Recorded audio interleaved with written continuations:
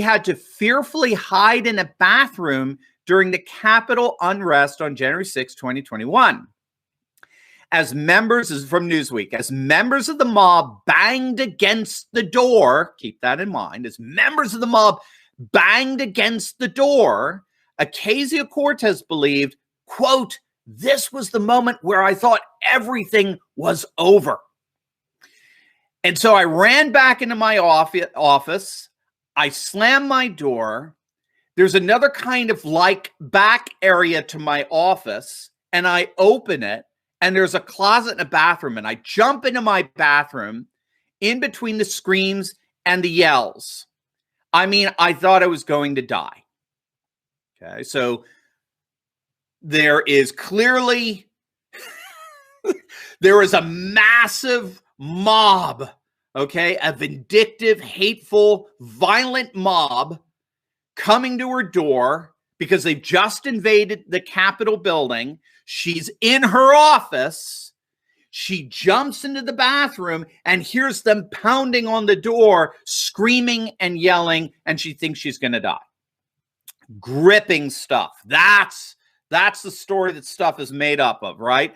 And the website 100% Fed Up reports that in a personal video, AOC elaborates and claims that bathroom doors and hinges were moving and people were screaming.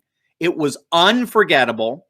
So AOC goes on and describes on the video, she starts tearing up, right? All that, very emotional. There's just one problem. And what is that problem? It apparently didn't happen. or at least it didn't happen the way she's letting on. So according to an investigation by Red State, AOC was not even in the Capitol building where all the action was going down on January 6th. Her office is not in the Capitol building. If she was in her office, as she claimed, she was in the Cannon building, which is, I mean, some will say it's nearby, but it's a different building, and it's quite far removed from the Capitol building if you look at the layout of D.C. Jack Posobiec actually put a map on his Twitter that showed where the Cannon building is in relation to the Capitol building. It's quite a walk, okay?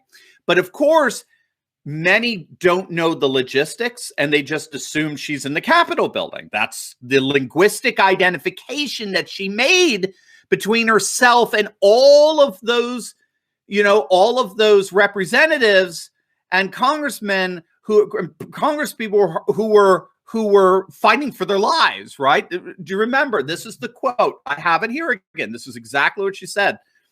"We were very lucky that things happened within certain minutes that allowed members to escape the House floor unharmed, but many of us narrowly escaped death."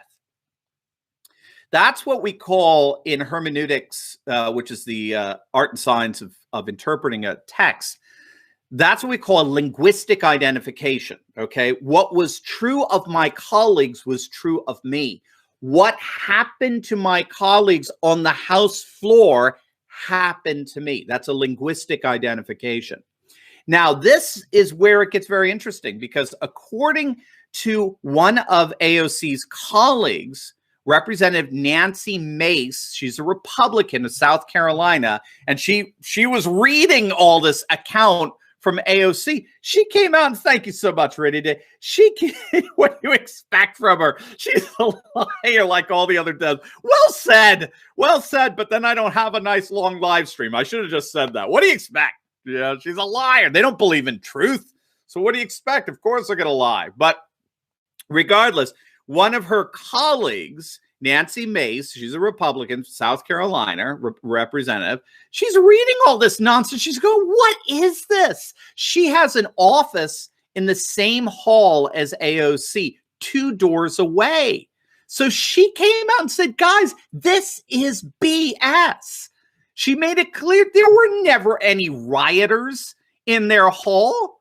There was never any physical danger from rioters coming in at any point. Representative Nancy Mace tweeted out this. I'll read it for you. At AOC made clear she didn't know who was at her door. Remember the pounding at the door? She didn't know who was at the door. Breathless attempts by media to fan fictitious news flames